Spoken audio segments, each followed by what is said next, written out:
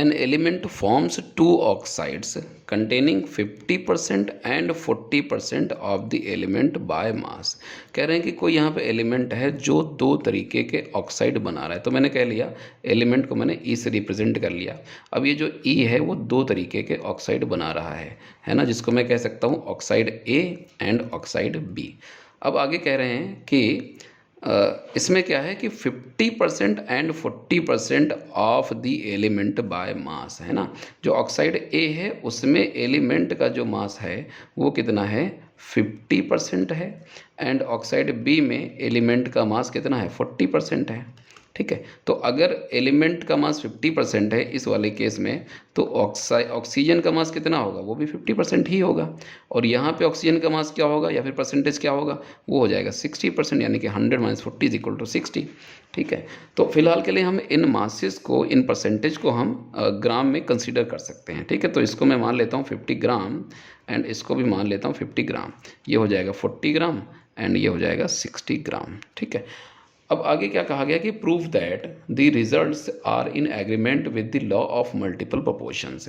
तो law of multiple proportions के law के हिसाब से ये हैं डेटा कि नहीं है, ये हमें यहाँ पे प्रूव करना है। ठीक है, तो आइए देखते हैं। तो यहाँ पे हमें क्या करना होता है, जब हमें मल्टीपल प्रोपोर्शन के लिए प्रूफ करना होता है तो किसी एक एलिमेंट का जो मास है वो हमें कांस्टेंट कंसीडर करना पड़ता है, और वो चीज़ दोनों ही केस में चलेगी, यानी कि oxide A and oxide B दोनों में ही हम वही फिक्स मास लेके चलेंगे। तो हमने यहाँ पे मान लिया कि लेट अस कंसीडर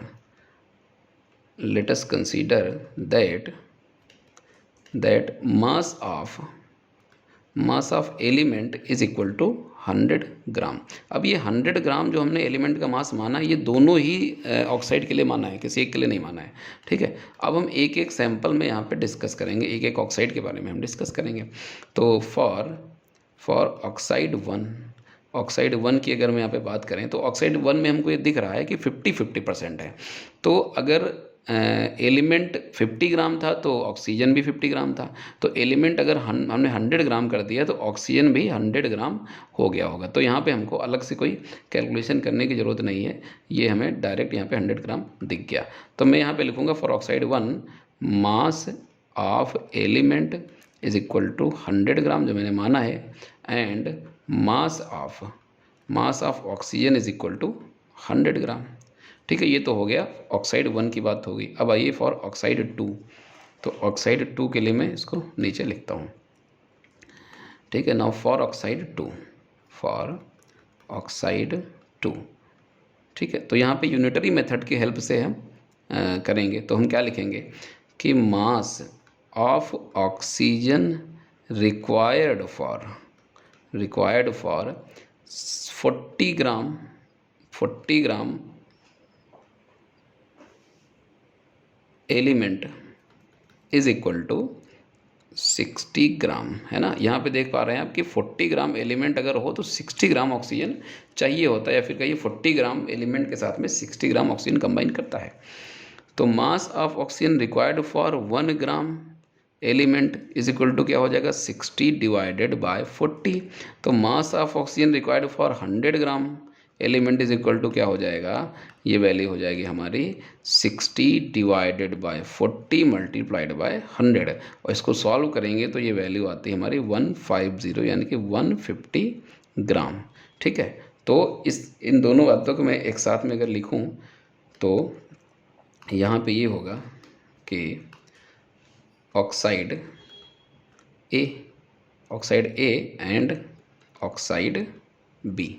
ठीक है, तो ऑक्साइड ए में जो एलिमेंट का मास है वो कितना है, एलिमेंट का मास है 100 ग्राम, तो ऑक्सीजन का मास भी 100 ग्राम है।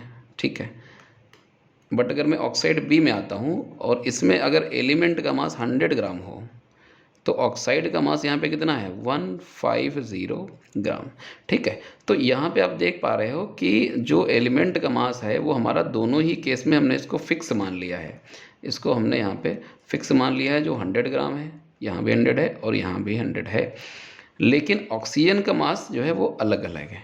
तो अगर मैं इन दोनों के बीच में रेशियो निकालूँ, है ना, 100:150, तो ये जो रेशियो हमारा निकल के आएगा ये क्या आ जाएगा, 2:3, है ना।